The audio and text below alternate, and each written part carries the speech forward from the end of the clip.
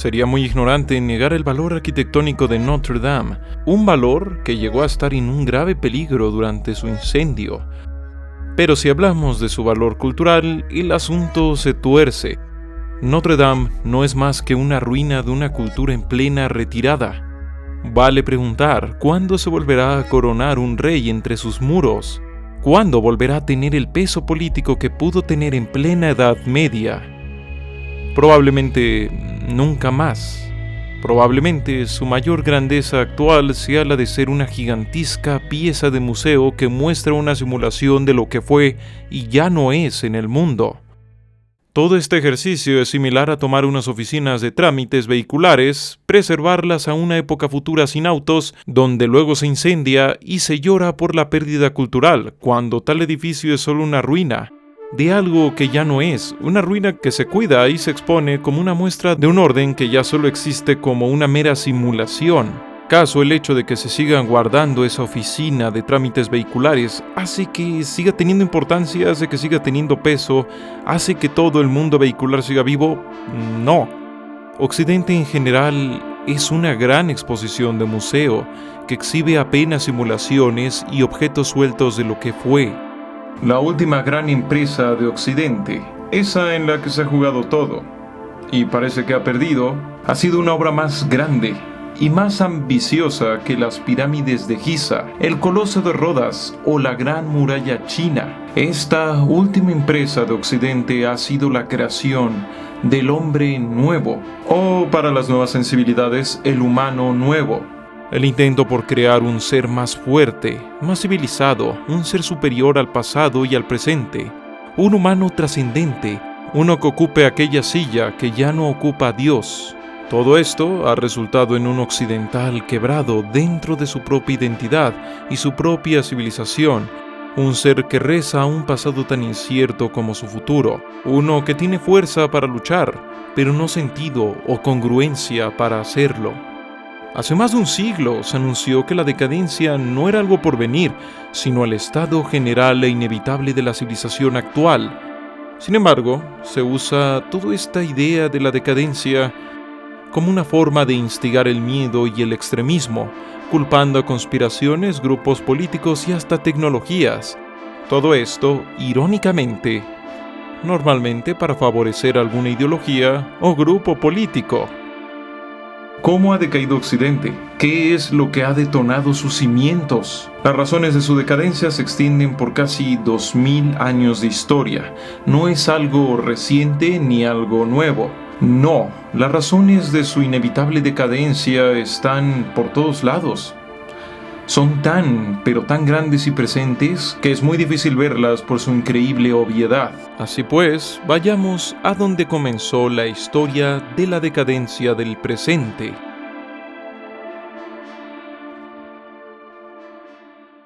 El optimista quiere mejorar el presente con el futuro. El pesimista quiere lo mismo, pero con el pasado. Uno promete el paraíso con el progreso, el otro con el regreso. Michel Onfray. La civilización judeocristiana, a la que se le llama Occidente, no nace en el Monte de los Olivos, sino en Constantinopla, de la mano de Constantino, quien abraza el cristianismo como su religión, y luego la religión del Imperio Romano de Oriente. Tal como dice Michel Onfray en Decadencia, libro fundamental para la realización de este video, antes de Constantino, el culto a Cristo fue perseguido y aplastado públicamente.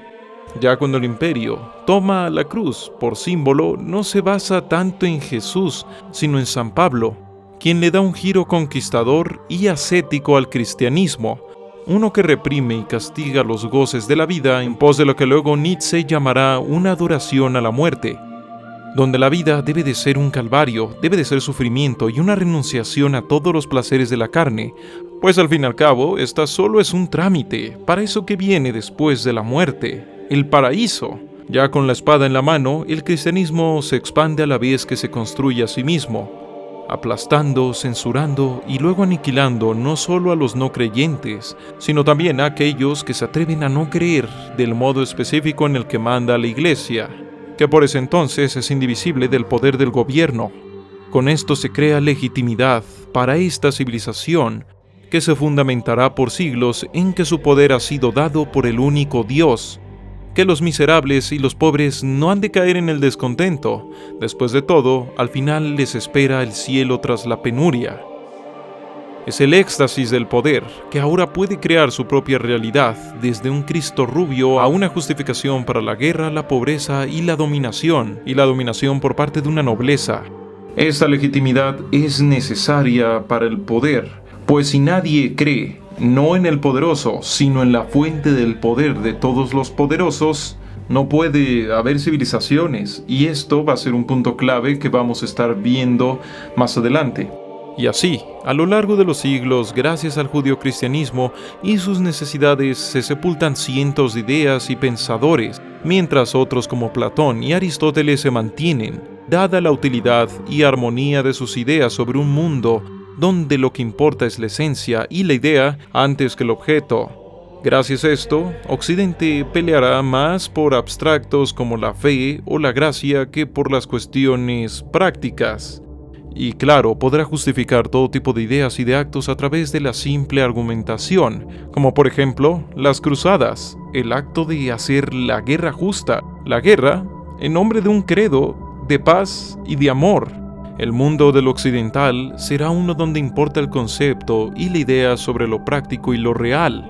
También aquí, y no después, nace la idea de que la naturaleza de la historia es el progreso, de que el devenir humano es una línea que va a más y va a mejor. Occidente se fundamenta sobre el progresismo, sobre la idea de que todos sus actos y todo lo que ocurre va marcado por la providencia, a la que luego le cambiarán el nombre por fuerzas de la historia, o la dialéctica histórica.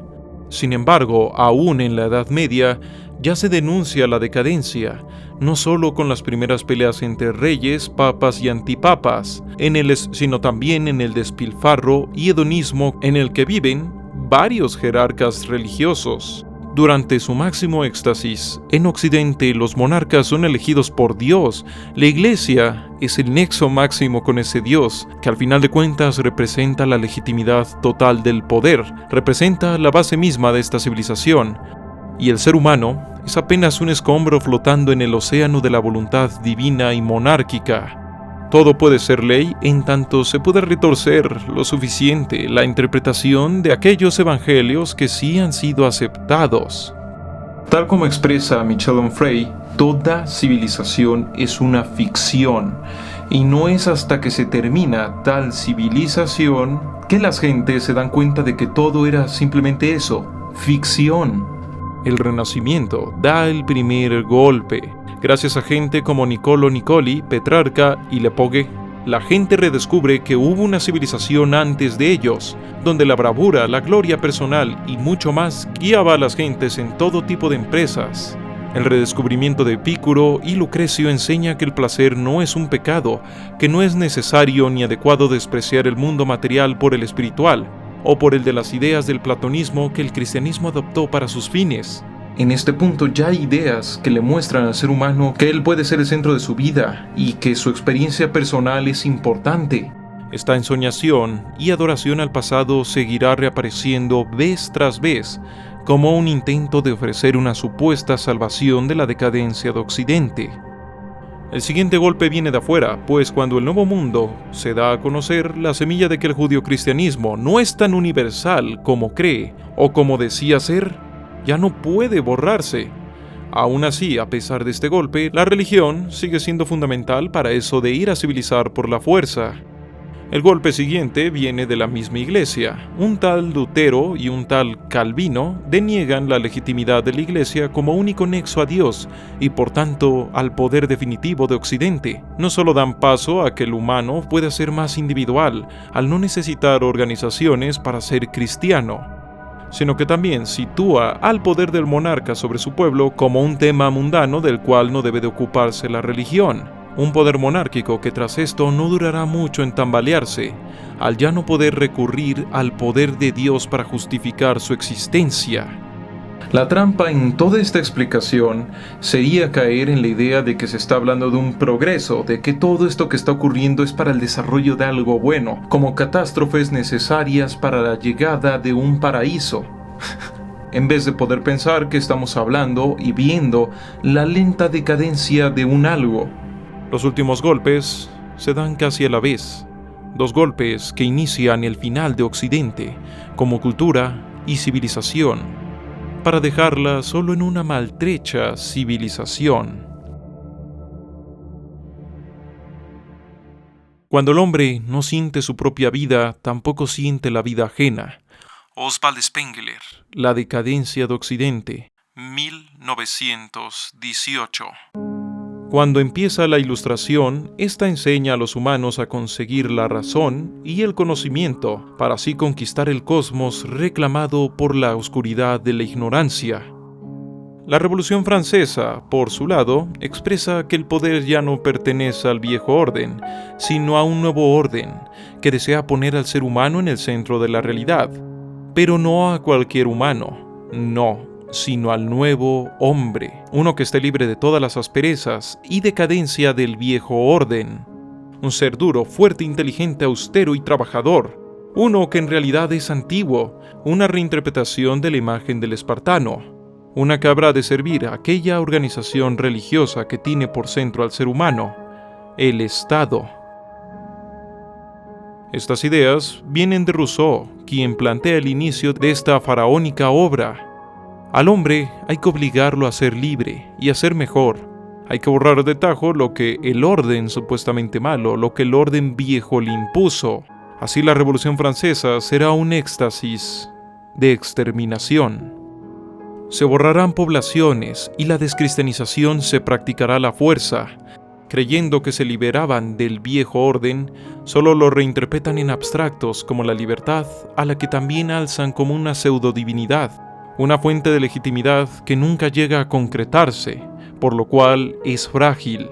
Todo esto para que al final solo se produzca un cambio de amo, no de orden. En adelante el Estado fijará su propia liturgia, sus propios mandamientos, sus propios pecados y mucho, pero mucho más. En esta ocasión, usando la ciencia como se usaban los evangelios, comienza una oleada de proyectos de ingeniería social que buscan crear al nuevo hombre, ese capaz de ser tan libre como se le obliga a hacerlo, uno que es limpio, estandarizado y buen productor. Básicamente, la visión moderna del ser humano civilizado. Chandigarh, Brasilia, la ley seca, Irán, Alemania, China, la Unión Soviética y mucho más crearán y o serán proyectos para moldear al ser humano hacia los ideales rusianos. Mientras al mismo tiempo estos proyectos, cegados por el concepto del progreso, creen que están completando lo que la sagrada historia, o la deidad libertad, o la deidad humanidad exige para ir hacia adelante. Como si de verdad existiera un adelante. En este proceso se llegan a perder mares y mares de vida. Aún así, con todo eso, el proyecto fracasará vez tras vez. La ciencia y la técnica que al principio ponen al ser humano como conquistador de la realidad, luego lo transforman en un mero peón de las circunstancias, de su carne, de su mente, de su sociedad, de la tecnología. Así como primero el Papa y luego el monarca, el humano secular ya no puede extraer legitimidad de Dios y ahora tampoco de la ciencia. Así, el ser humano, como concepto, cae del trono del poder legítimo de Occidente, ahí donde antes estaba Dios, y aparecen las fantasías de un gobierno de máquinas, de un regreso a las cuevas, o incluso de mejorarnos a través de la ingeniería genética. El nihilismo se hace imperativo. Así unos buscarán el sentido en la lucha contra el infinito cosmos, buscando un sentido en el mero acto de surcar las estrellas. Otros buscarán vías alternativas en otros pueblos y otras ficciones. Otros más sucumben al cinismo y empezarán a teorizar sobre la incapacidad de escapar a esa gigantesca iglesia de utilería convertida en atracción turística que es Occidente. Algunos más propondrán mirar al Oriente como si el Oriente fuera un lugar mágico más allá de la historia. Otros más simplemente intentarán seguir deconstruyendo la ficción occidental. Algunos otros tratarán de sacarle provecho al miedo y a toda la desconfianza de esta decadencia. Muchos más vivirán en ese museo creyendo que no es un museo Y por último, algunos esperarán la creación y principio de otro relato civilizatorio. Así entendemos por qué la revolución se sueña como antes se soñaba con un Mesías. En este panorama ya solo queda el mercado, el individuo y la técnica. 3 elementos que moldean el ahora y el mañana con más fuerza que todo lo demás. Ah, sí, y también queda el resto del mundo.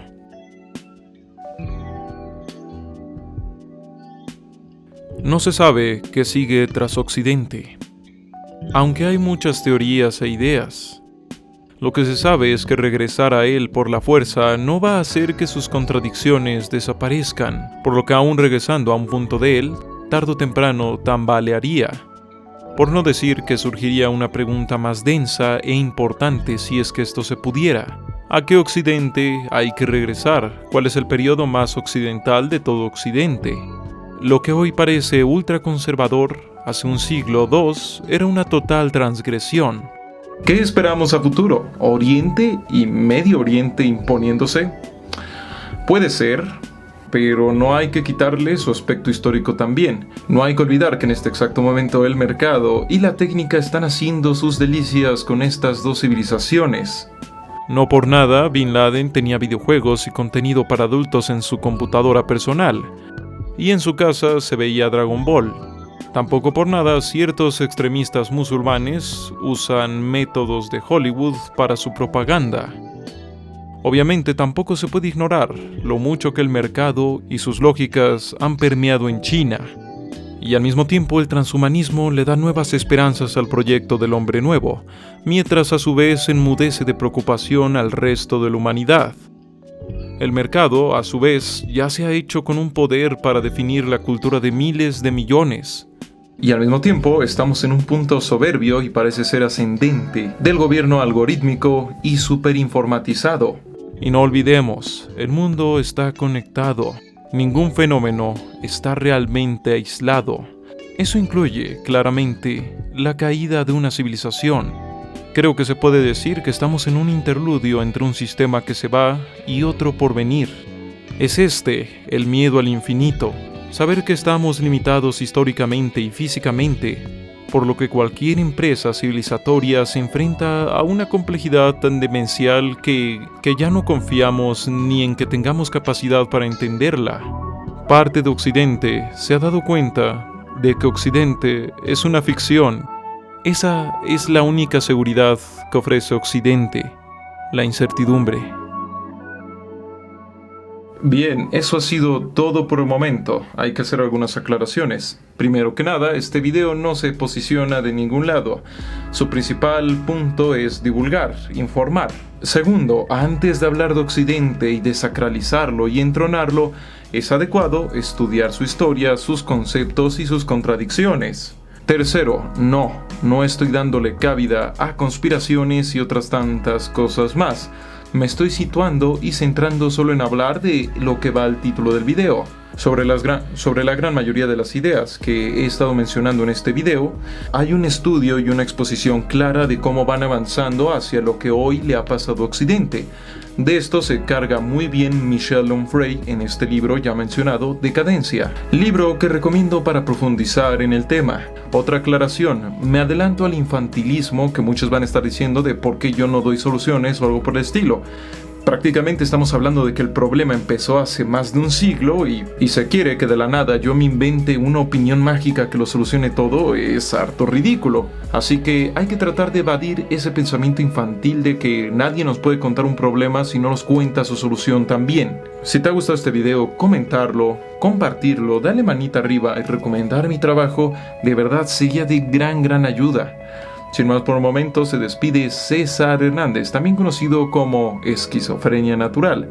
La realidad es frágil.